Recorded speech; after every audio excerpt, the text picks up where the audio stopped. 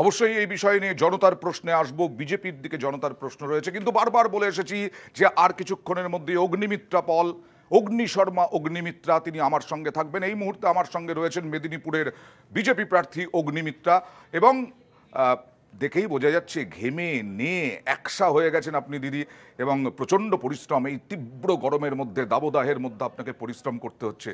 কিন্তু আমরা একটা কয়েনেজ করেছি, এই যে অগ্নি শর্মা অগ্নিমিত্রা, কেন বারবার অগ্নিমিত্রাকে অগ্নি শর্মা হতে হচ্ছে?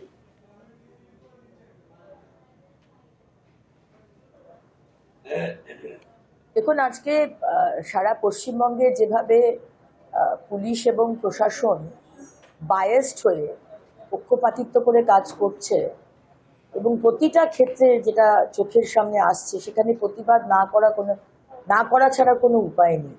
তো সেই কারণেই প্রতিবাদ করতে হচ্ছে, এবং হয়তো আমাকে আপনারা একভাবে দেখে এসেছেন।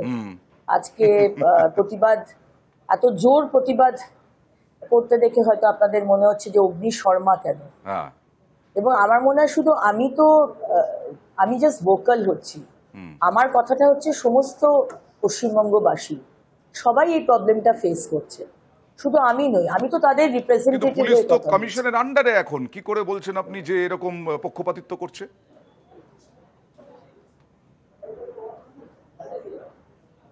কমিশনের আন্ডারে তো নিয়ম মাফিক কমিশনের আন্ডারে, আচ্ছা, কিন্তু তারা যেভাবে কাজ করছে সম্পূর্ণ পক্ষপাতিত্ব করেই করছে, সেটা তো আমরা দেখতেই পাচ্ছি। কমিশনের আন্ডারে বলে যে তারা পক্ষপাতিত্ব করবে না এমন তো কোনো কি বলবো, গীতাতে হাত দিয়ে বা সেইভাবে তো কোনো শপথ তারা নেয়নি। আচ্ছা, এবং প্রতিটা জায়গাতেই আপনারা দেখেছেন, খড়গপুর টাউন থানার আইসি তিনি রামনবমীর যারা মিছিল বের করছে তাদের ওপর নতুন ভাবে নিয়ম মানে কি বলবো বাধা দেওয়ার চেষ্টা করছে। আচ্ছা, আপনি যখন খড়গপুর টাউন থানার আইসির বিরুদ্ধে বললেন, আমি একটু কোতোয়ালি থানায় আপনার দাপাদাপি আমরা দেখেছি, দর্শকদেরকে দেখিয়েছি, এবং তাতে আপনার বিরুদ্ধে জামিনযোগ্য মামলাও হয়ে গেছে। একটু দেখাই কোতোয়ালি থানায় আপনার হুঁশিয়ারি পুলিশ কর্তাদের প্রতি। আপনি আমাকে ধন্য করছেন, ঠিক আছে না? আপনি আপনার কাজ করছেন, এফআইআরটা রিসিভ করুন, এফআইআর রিসিভ করুন, এফআইআর রিসিভ করুন। আমি একজন মহিলা, আমি একজন বিধায়িকা, এফআইআর রিসিভ করুন। আমি কমপ্লেন দিচ্ছি, আপনি বাধ্য আমার কমপ্লেন নিতে। আপনারা দেখুন পশ্চিমবঙ্গের অবস্থা, দেখুন একজন বিধায়িকা এসে কমপ্লেন দিচ্ছে না, পুলিশ অফিসার বলছে আমি কমপ্লেন নিতে পারবো না। কেন নিতে পারবেন না? কেন নিতে পারবেন না? এফআইআর রিসিভ করুন, এফআইআর রিসিভ করুন। কারণটা কি? এফআইআর রিসিভ করুন।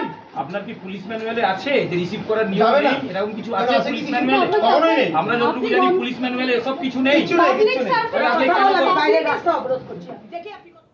দিদি, জামিনযোগ্য মামলা হয়েছে আপনার বিরুদ্ধে,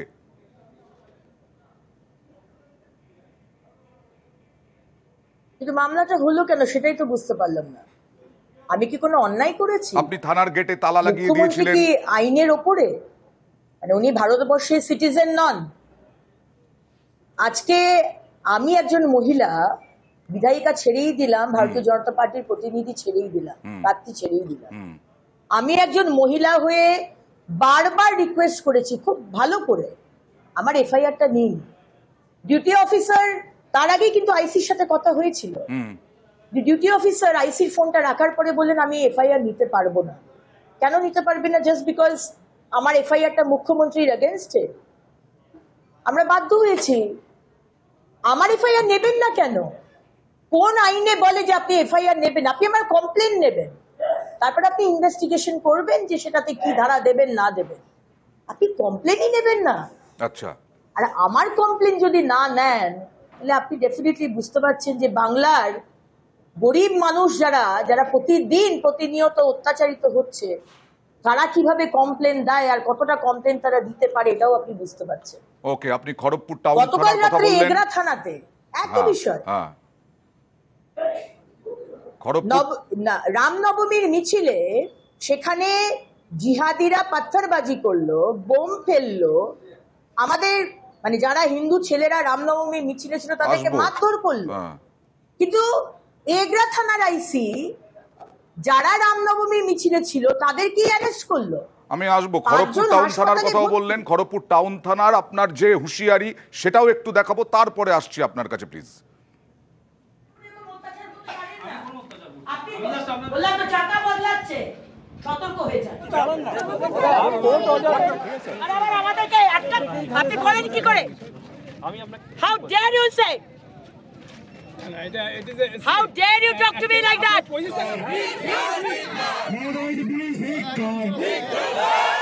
দিদি, আজকে নয়, এই কয়েকদিনেও নয়, এর আগেও আপনি বারবার হুঁশিয়ারি দিয়েছেন পুলিশের সঙ্গে। অনেকে প্রশ্ন করছেন যে আপনি তো জনপ্রতিনিধি, আপনি এহেন আচরণ করেন কেন?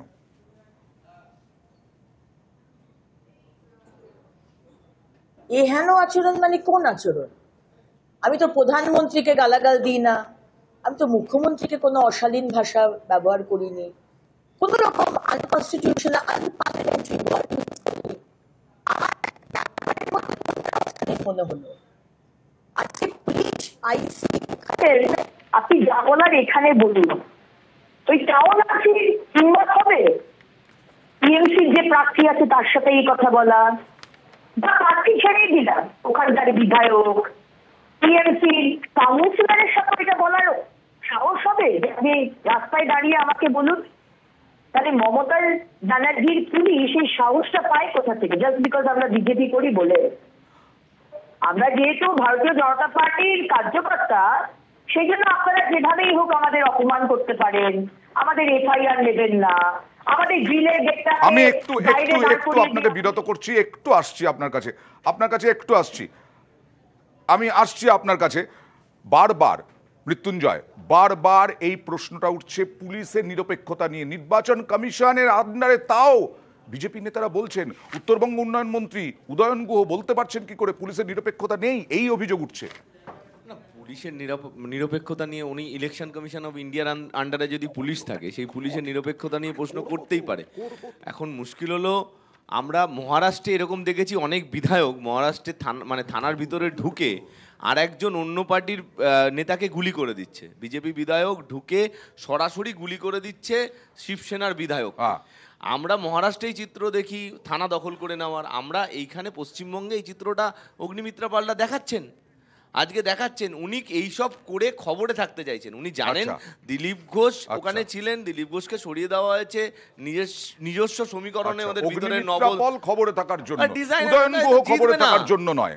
অর্চনাদি, দেখুন, থানায় দিনে বেশ কিছুদিন, রামনবমীর আগে 7 দিন ধরে আমরা দেখছি প্রতিদিন প্রতিটি সভায়, সে জনসভা হোক, ভোটের প্রচার হোক, আর সরকারি সভা হোক, মমতা ব্যানার্জি কন্টিনিউয়াসলি উস্কানিমূলক বক্তব্য রাখছেন।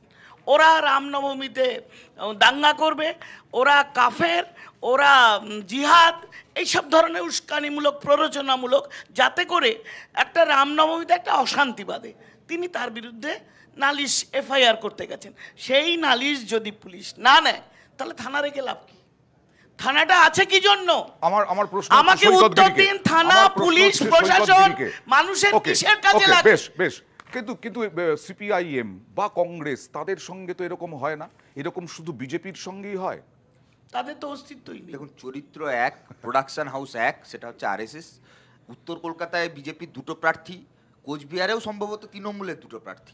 18 সালে ছাপ্পা মেরে রেকর্ড করা পঞ্চায়েতে তৃণমূলের নেতা বিজেপির প্রার্থী, 2021-এর পর উপনির্বাচনে ছাপ্পা মেরে রেকর্ড করা উদয়নবাবু তৃণমূলের নেতা।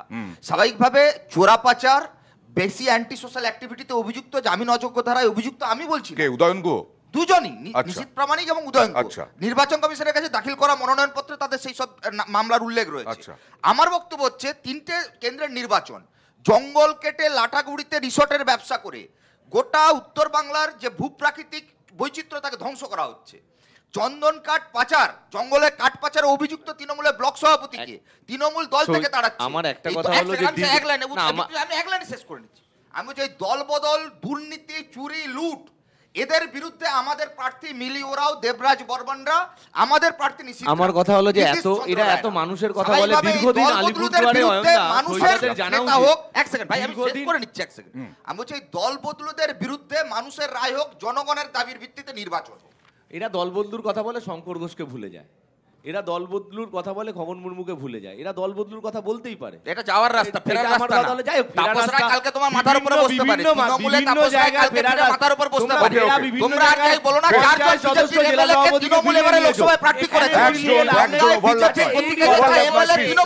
আমি কিন্তু সবাই সৈকত মিলে নয়। বলেছে যে ওর টাইম দেওয়া হোক, আমি কিন্তু কথা বলিনি তখন একদম। বলে। আমি কথা হলো হ্যাঁ। সৈকতকে বুঝতে হবে দীর্ঘদিন আলিপুরদুয়ারে আরএসপি সাংসদ বিধায়করা ছিল, কি করতে পেরেছে? অনেকে বলছেন এদেরকে 67 টাকা ঢাকবেন কি করে, ঢাকছেন 67 কি টাকা করে? মাইনা ছিল, চা শ্রমিকদের বাড়ি দেয়নি, পাট্টা দেয়নি, চা শ্রমিকদের ন্যূনতম মজুরি দেয়নি। এদের মানুষ বিচার মানে Okay, মানুষ okay. এদের বিচার করে না। তৃণমূলের আমি পর্যটন আসবো। শিল্প আমি আরে অর্চনাদির নেতা কাছে তৃণমূলের আসবো। Trade union Please. নেতা হয়ে যায় কি করে? 34 বছরে যে কাজ করেনি, লুট করেছে, সে তোমার নেতা হয়ে গেছে। এরা কুল কিচ্ছু করে না, এরা ঠান্ডা মানুষের ঠান্ডা কথা কুল শুনে কুল শুনলো কালকে না। আলিপুরদুয়ার, কোচবিহার, জলপাইগুড়িতে বৃষ্টির সম্ভাবনা রয়েছে। ভোটাররা নিশ্চয়ই শান্তিমতো প্লিজ ভোট দিতে পারবেন। আপনারাও শান্তিমতো আলোচনা করুন। উদয়ন গুহ নিয়ে কার প্রশ্ন রয়েছে?